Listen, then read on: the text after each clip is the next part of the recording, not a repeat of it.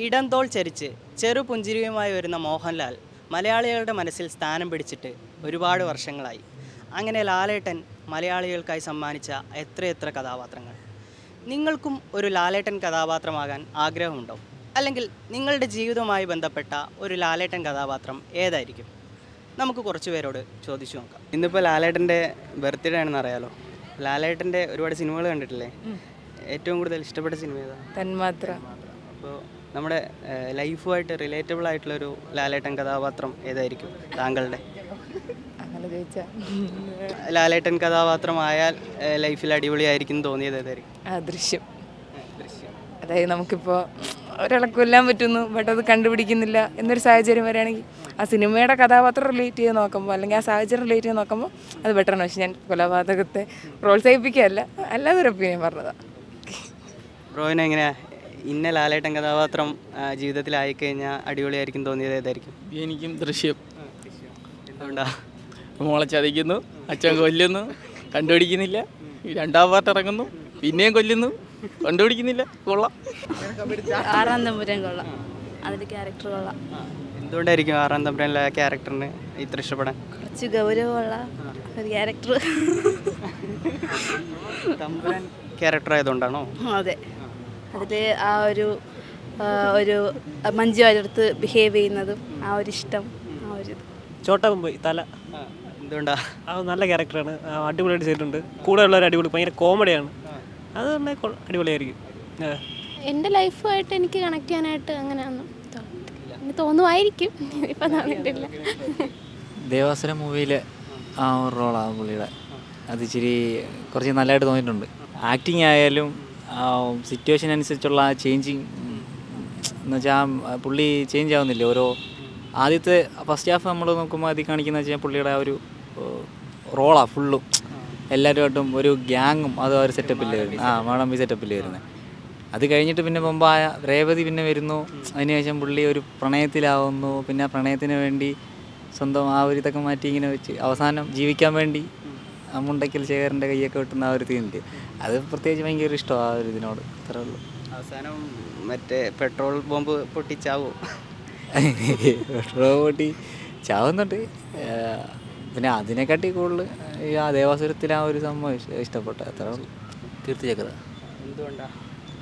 രാജ്യത്ത് വേണ്ടിയുള്ള സിനിമയുണ്ട്, അത്രേ ഉള്ളൂ. അതിലെ പെർഫോമൻസുകളൊക്കെ ഇഷ്ടമായി? അതല്ല, എല്ലാം ഉണ്ട് മൊത്തത്തിൽ പടം കൊള്ളാം. എനിക്ക് സ്ഫടികമാണ്. എന്തുകൊണ്ടാണ്? ആ സ്ഫടികത്തിൽ മോഹൻലാലിൻ്റെ അഭിനയം നല്ല ഇതാണ്.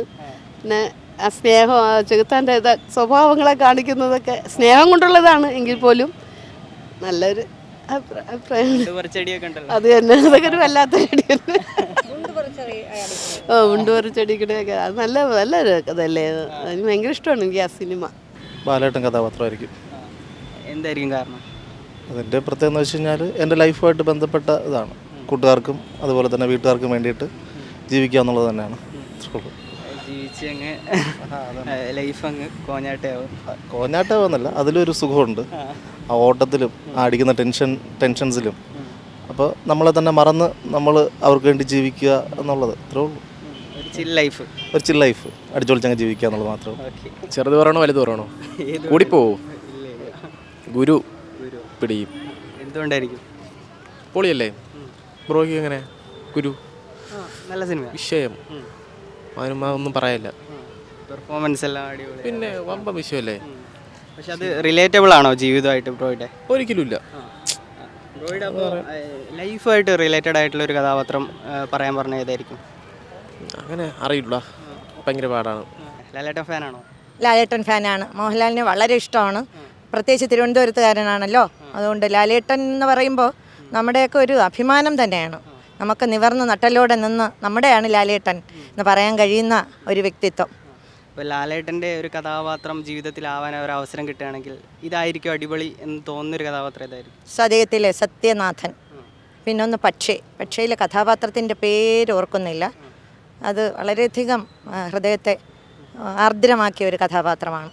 അതുപോലെ ഒരുപാടുണ്ട്, എങ്കിലും ഇത് രണ്ടുമാണ് എന്നെ ഏറെക്കുറെ ഒരുപാട് ഇഷ്ടപ്പെട്ട രണ്ട് കഥാപാത്രങ്ങളാണ്. പ്രത്യേകിച്ച് MTയുടെ തിരക്കഥയും കൂടെയായപ്പോൾ സതയം ഏറെക്കുറെ സതയത്തിലെ ആ മോഹൻലാലിൻ്റെ ആ ഭാവമാറ്റമൊക്കെ, കുട്ടികളെ കൊല്ലുമ്പോഴുള്ള ഭാവമാറ്റമൊക്കെ എനിക്ക് തോന്നുന്നു മറ്റൊരു നടനും ഇത്രയും തീവ്രമായി ആവിഷ്കരിക്കാൻ കഴിയില്ല എന്നുള്ളതാണ് സത്യം.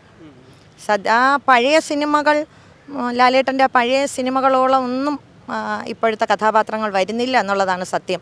ഒരുപക്ഷെ ഇന്നത്തെ തലമുറ അതെനിക്ക് അംഗീകരിച്ച് തരില്ലായിരിക്കാം.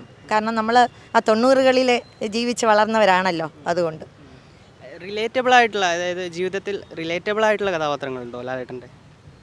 നമ്മുടെ ജീവിതം തന്നെയാണ് തോന്നുന്ന കഥാപാത്രങ്ങൾ അങ്ങനെ എനിക്ക് തോന്നുന്നത് പക്ഷേയിലെ ഒരു കഥാപാത്രം എനിക്ക് ഏറെക്കുറെ എൻ്റെ ജീവിതവുമായി സാമ്യമുണ്ട് എന്നെനിക്ക് തോന്നിയ ഒന്നാണ്. സതയം തന്നെ. സതയം നല്ല കഥാപാത്രം, സൂപ്പർ കഥാപാത്രം. മോഹൻലാലിൻ്റെ അഭിനയവും കൊള്ളാം. നല്ലൊരു മനുഷ്യനെ, ആൾക്കാരെ, പെണ്ണുങ്ങളെ കരയിപ്പിക്കാൻ പറ്റ പടം, നല്ല പടം. എനിക്ക് ദേവാസുരമാണ് എനിക്കിഷ്ടപ്പെട്ടത്. നല്ലൊരു കഥാപാത്രമാണ്, നല്ലൊരു ക്യാരക്ടർ അതിലുണ്ട്. കഥാപാത്രത്തെ നല്ല ഒരു പവർഫുള്ളായിട്ടുള്ള ഒരു അഭിനയമാണ് കാഴ്ചവെച്ചത്. മഞ്ജു വാര്യരും അവർ തമ്മിലുള്ള ജോഡിയും അടിപൊളിയായിരുന്നു.